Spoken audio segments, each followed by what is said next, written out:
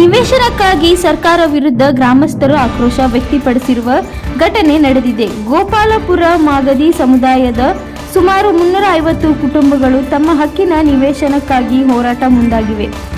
2014ರಲ್ಲಿ ಈ ಜಾಗಕ್ಕೆ ಸಂಬಂಧಿಸಿದಂತೆ ನಿವೇಶನ ಹಂಚಿಕೆ ಹಾಗೂ ಹಕ್ಕುಪತ್ರ ನೀಡುವ ಪ್ರಕ್ರಿಯೆ ನಡೆದಿದ್ದರೂ ಇದುವರೆಗೂ ಸಮಸ್ಯೆ ಬಗೆಹರಿದಿಲ್ಲ.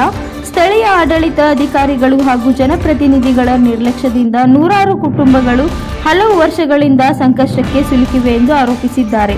ತಮ್ಮ ಕುಟುಂಬಗಳಿಗೆ ನಿವೇಶನ ಒದಗಿಸಬೇಕು. ಈಗಾಗಲೇ ಗುರುತಿಸಿಕೊಳ್ಳಲಾಗುತ್ತಿರುವ ಜಾಗದ ಸಮಸ್ಯೆ ಬಗೆಹರಿಸಿ ಅರ್ಹರಿಗೆ ಹಕ್ಕುಪತ್ರ ನೀಡಬೇಕು ಎಂಬುದು ಪ್ರಮುಖ ಬೇಡಿಕೆ. ಹಲವು ಬಾರಿ ಮನವಿ ಸಲ್ಲಿಸಿದರೂ ಕ್ರಮ ಕೈಗೊಂಡಿಲ್ಲ ಎಂದು ಗ್ರಾಮಸ್ಥರು ಕಿಡಿಕಾರಿದ್ದಾರೆ.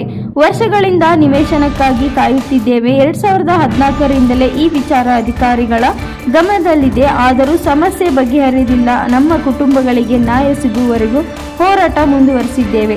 ಒಟ್ಟಿನಲ್ಲಿ ವರ್ಷಗಳಿಂದ ಬಾಕಿ ಉಳಿದಿರುವ ನಿವೇಶನ ಸಮಸ್ಯೆಗೆ ಸರ್ಕಾರ ಕೂಡಲೇ ಸ್ಪಂದಿಸಬೇಕಿದೆ. ಇಲ್ಲದಿದ್ದರೆ ಹೋರಾಟ ತೀವ್ರಗೊಳ್ಳುತ್ತಾ ಕಾಯ್ದು ನೋಡಬೇಕಿದೆ. ವರದಿ ಕಾಂತರಾಜು ಕೆ, ಪ್ರಜಾಪವರ್ ಟಿವಿ, ಮೈಸೂರು.